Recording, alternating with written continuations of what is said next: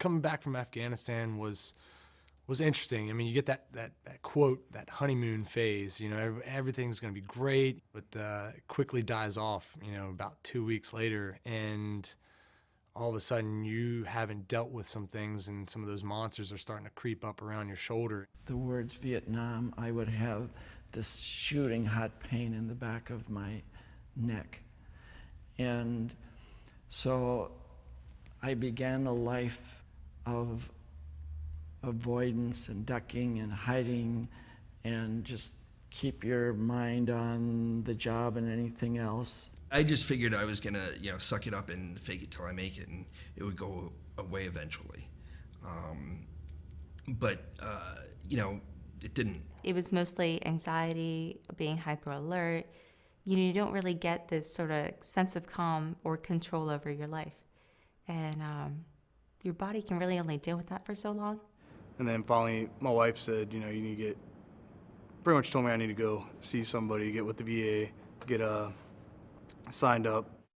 I talked to a psychologist who said, we have a therapy called prolonged exposure that we've had really good success with. It might take you from like 12 to 17 sessions, but it'll help. And I just thought, 12 to 17 sessions. Wow, that's not forever. What it involves is basically repeated exposure to the traumatic event.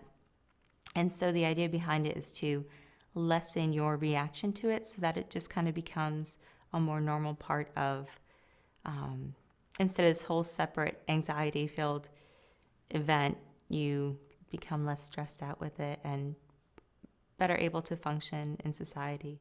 Going back to those incidences and talking about them, let's go back, let's process through. It felt good talking about my experience in Iraq. It felt good talking about my fears and my concerns and my worries. It felt good having someone to listen to me and not judge me, but just to get all of that emotion and anger that I had built up out. Trying to create or produce or extract as many memories, as granular detail as possible about, various episodes in combat, which I couldn't remember, or which I had glossed over, or which I had not processed. You just keep reciting it over and over again. They record it for you.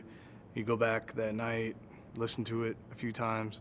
The next time you go back, you do the same thing. You remember more, and it brings it back a little bit, but it also helps you to deal with it. We made a list of all of the traumatic events that happened to me in Vietnam, and we made a list of all the things in my life now that triggered memories of these. So, crowds of people, the market down here, that would scare me. And, going to a, giant baseball stadium packed, that would probably scare me a little bit. But what they did is they started working it out. Okay, hey, I want you to go, into, small crowd, basically like a little park.